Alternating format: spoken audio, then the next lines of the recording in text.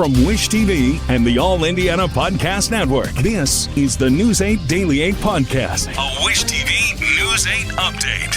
Hi, this is Hannah Mordeau, and this is your News 8 Daily for Wednesday, April 24th. It's a cooler start to the day, and we'll only get to the mid to upper 50s, but at least there's sunshine out there. It will help. It's more of a sweatshirt weather day.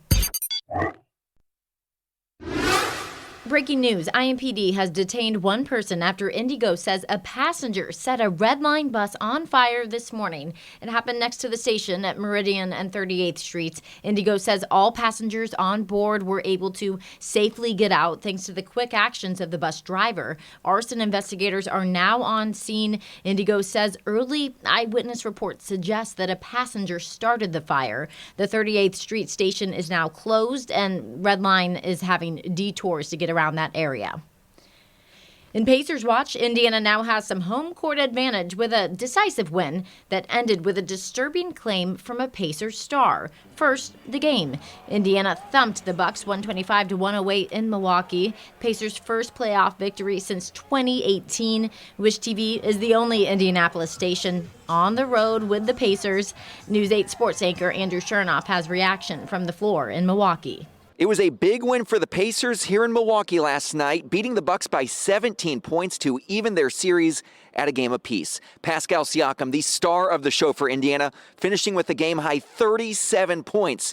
Overall, it was a complete 180 from that loss on Sunday to the Bucks. Everyone, all smiles on the Pacers side of things when this was over, including forward Aaron Nesmith, who I had a chance to go one-on-one with in an exclusive interview as soon as the game ended. We played with more force from the jump, played a full 48 minutes. I think we just played harder. They punched us out in game one, came out with fight in game two. How are you guys able to refocus?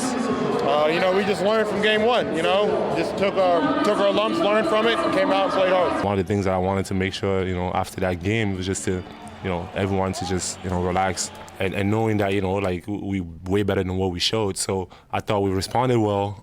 And then today, I just thought that from the beginning, our intensity was better. Did a lot of better things tonight. We're more consistent, play with more force, play with more attitude. And there were some tough stretches in the game. I like the way we kept our poise and our aggression, and we kept attacking. Obviously it's my second playoff game, but they always say playoffs don't start till, series don't start till there's a road win. So we got that, so I guess it started. The victory was the Pacers' first playoff win since 2018, and as a result, Indiana now has home court advantage the rest of the series beginning on Friday in Gainbridge Fieldhouse in a game that will tip off at 5:30. In Milwaukee, Andrew Chernoff, Wish TV, wishtv.com, or follow us on Facebook for updates. The playoffs are a homecoming for Tyrese Halliburton, but he says the moment was marred by a Bucks fan.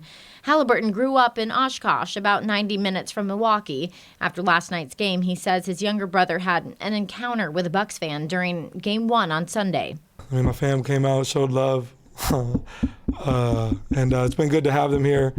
My little brother in the stands the other day was, called the N-word, and so it was important for us as a family to just address that, and that was important for us to talk about because that just didn't, that didn't sit right with anybody in our, in our family, and so it's just been important to have my family here right now, and my little brother's handled that the right way. The Bucks were asked about the incident. A team spokesperson says it started with some guests who were not sitting in their correct seats. The team statement went on to say the guest services representative asked the group to move one section over to their correct seats. Then one of the individuals in the group claimed to the representative that a person sitting in front of him had used a derogatory term toward him. The accused person denied that accusation. The group moved to their correct seats and no further incident was reported. Happening today, President Biden is expected to sign a package of bills that would send aid to Ukraine, Israel, and Taiwan, and that could lead to a TikTok ban.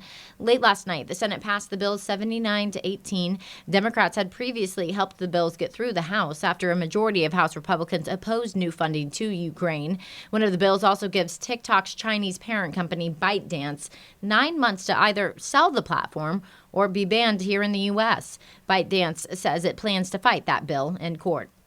The Justice Department has agreed to pay well over $100 million to victims of Larry Nassar. The former USA gymnastics team doctor was convicted of sexually abusing women and girls for years, and the settlement comes after the Justice Department admitted that FBI agents in Indianapolis failed to investigate Nassar almost a decade ago. News 8's Brittany Noble tells us about the investigation. So the agreement settles all 139 claims against the Department of Justice. The price tag, nearly $139 million, or close to $1 million per claimant. Nassar pleaded guilty in 2017 to sexually abusing hundreds of women and girls, including the stars of the USA women's gymnastics team. An internal investigation found FBI agents here in Indianapolis knew about the allegations against Nassar as early as 2015 and did nothing about it. They had legal, legitimate evidence of child abuse and did nothing. I felt pressured by the FBI to consent to Nassar's plea deal. I blame Larry Nassar, and I also blame an entire system. Nassar worked at Michigan State and also served as a team doctor for the Indianapolis-based USA Gymnastics. Michigan State has also paid more than $500 million to at least 300 victims. And the U.S. Olympic Committee previously paid more than $380 million. In total, Nassar's victims have won more than $1 billion in judgments. John Manley, who was one of the lead attorneys for Nassar's victims, says it took more than 6 years of tears, pain, and unrelenting effort by Nassar's victims, including many of our nation's most celebrated athletes, to shine the bright light of justice on the horrific misconduct by senior officials in the FBI and demand accountability. Between state and federal sentences, Nassar will spend the rest of his life in prison. I'm Brittany Noble for Wish TV, wishtv.com, or follow us on Facebook for updates. Less than a month from tip-off of the season, and Caitlin Clark and the Indiana Fever are hitting the practice floor. The team shared a video of Clark warming up for her first practice with the team. The Fever's regular season home opener is on May 16th against the New York Liberty. Clark will keep wearing Nikes as she did in college and get paid millions to do it. The Wall Street Journal and The Athletic report that Clark will sign an 8-year deal with the shoe giant worth $28 million. The report says that the deal also includes a signature shoe. The new deal would be the biggest ever for a women's basketball player. 32 days away from the Indianapolis 500, Butler University is fresh off a visit from the Borg-Warner Trophy. The school and trophy have a strong connection. Former Butler student Jack McKenzie became in 1953 the caretaker of the trophy between races and continued those duties for the next 30 years. So today, the trophy's 90 years old and it's recognized around the world. I would have a lot of anxiety with it not being secured. We have a lot of security around it now. But I guess in the 50s, when it had only been around 20 years, it still was a novelty. And obviously, Mr. McKenzie felt comfortable enough to have it in his fraternity house. And I'm sure it saw some pretty exciting times on fraternity weekends. One can only imagine. IMS took control of the Borg-Warner when McKenzie ended his duties more than 40 years ago. Jane King is at the NASDAQ in New York City with today's business headlines. She starts with a big decision from the federal government that could impact jobs and changing jobs. That's right. In particular, non-compete contracts. So these are contracts that employees sign saying they won't go to a rival firm, sometimes within a certain period of time. The trouble is this also limits employees' job opportunities, the ability to grow in a career and to negotiate for more money. Now, businesses push for non-competes to remain intact. In fact, it looks like they're going to sue. They say that this could mean some trade secrets would be given up to rivals as well. Well, starting July 1st, a new labor rule would increase the threshold at which executive, administrative, and professional employees are exempt from overtime pay to $43,800 from the current $35,500. That change would make an additional 1 million workers eligible to receive time and a half wages for every hour beyond 40 hours that they put in. And then on January 1st, the threshold goes even further to almost 59,000, covering another 3 million workers. Well, a new study shows that we check our smartphones 144 times a day. That includes social media apps and work messaging. It also includes taking notes on our phone and setting an alarm. Nearly 90% of the respondents check their phone within 10 minutes of waking up. Stocks ripped higher for a second session. The NASDAQ and S&P 500 finished up more than 1%. We do have more earnings coming out today. We're waiting on Boeing, which will be out any minute.